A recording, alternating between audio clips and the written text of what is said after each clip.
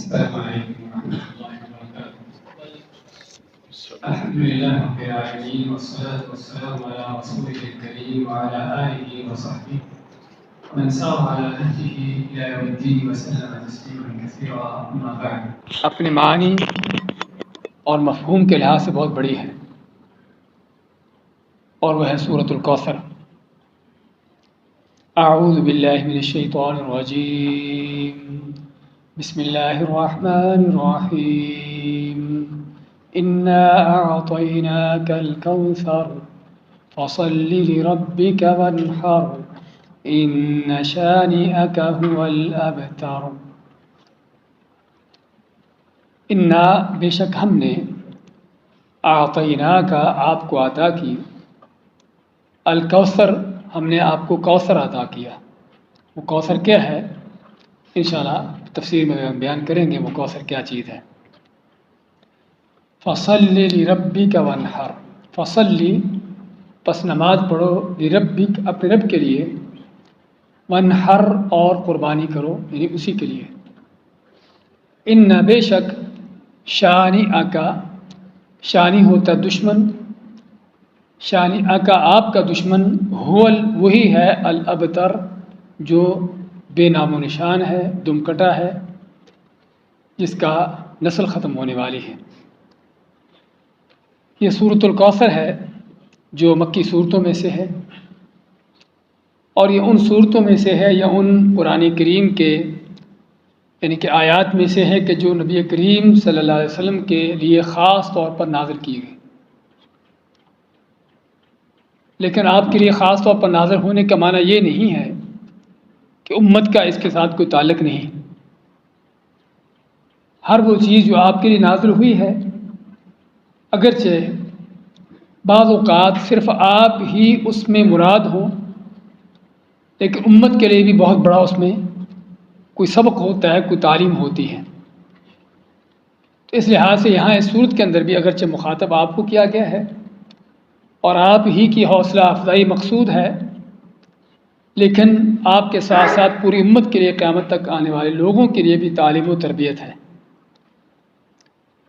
اس صورت کا پس منظر کیا ہے کن حالات میں یہ نازل ہوئی اس چیز کو جاننا ضروری ہے تاکہ ہم اس صورت کو سمجھ سکیں کہ اس صورت کیا ہے.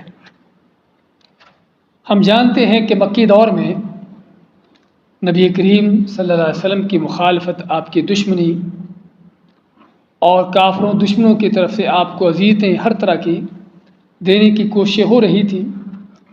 جسمانی اذیتیں بھی تھیں اور روحانی اذیتیں بھی تھیں.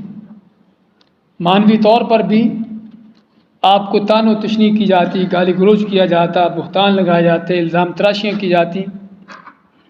جسمانی طور پر بھی جب کافروں کو موقع ملتا آپ کو طرح طرح کی اذیتیں دیتے. لیکن جسمانی اذیتیں جو ہیں حقیقت میں اتنی زیادہ مشکل نہیں ہوتی سنگین نہیں ہوتی کہ جس قدر جو ہے وہ روحانی یا معنوی جو اذیتیں ہیں وہ مشکل ہوتی ہیں. اور خاص طور پر وہ بھی کہ جب وہ رشتہ داروں کی طرف سے ہوں عزیز و اقارب کی طرف سے ہوں. اب مکہ میں کون تھے؟ قریش تھے. آپ ہی کا قبیلہ آپ ہی کے خاندان کے لوگ ہیں. انہی کی دشمنیاں انہی کی طرف سے اذیتیں تو حقیقت میں بہت سنگین چیزیں تھیں. اور کاش کہ یہ اذیتیں یا دشمنیاں صرف آپ کے دین کی حد تک ہوتی بلکہ جب آپ توحید کی دعوت لے کر کھڑے ہوتے ہیں تو حتیٰ کہ آپ صلی اللہ علیہ وسلم کی ذات کی حد تک بھی آپ کی ذات کو بھی کس قدر ٹارگٹ کیا گیا کس قدر آپ کو اذیتیں دینے کی کوشش کی گئی آپ کو آپ کے گھر والوں کو. اسی میں سے ایک کیا تھا کہ نبی کریم صلی اللہ علیہ وسلم کا بیٹا ہوا جس کا نام آپ نے قاسم رکھا اور یہ سب سے پہلا بیٹا تھا آپ کا اس لیے آپ کی کنیت کیا ہے ابو القاسم. بیٹا فوت ہو گیا. کچھ عرصے کے بعد دوسرا بیٹا پیدا ہوا جس کا نام سیرتوں میں طاہر یا طیب یا عبداللہ کے نام سے بھی آتا ہے. تو یہ بیٹا بھی فوت ہونے کے کچھ دن کے بعد ہی، پیدا ہونے کے بعد کچھ دن بعد فوت ہو گیا۔ تو جب دوسرا بیٹا بھی فوت ہو جاتا ہے اور آپ کی بیٹیاں زندہ تھیں، بیٹیاں تھیں آپ صلی اللہ علیہ وسلم کی 4 بیٹیاں، تو اب مکہ کی حال بیان کر رہے تھے ہم کہ جب دوسرا بیٹا بھی فوت ہوا تو یہاں پر دشمنوں کو، آپ جس طرح جانتے ہیں خاص طور پر دشمنی وہ جو خاندان کے لوگ ہوں تو وہ آپ کو طعن و تشنیع کرنے لگے، کہنے لگے کہ محمد صلی اللہ علیہ وسلم پہلے سے ہی نیا دین لے کر کھڑا ہوا تھا، ہم سے الگ ہو گیا تھا، اب خاندانی طور پر بھی اور نسلی طور پر بھی ختم ہو جانے والا ہے، نعوذ باللہ۔ کیونکہ عربوں کے ہاں نسلوں کو چلنے کے لیے نسل کس سے چلتی ہے؟ عربوں کے ہاں بیٹوں سے چلتی ہے۔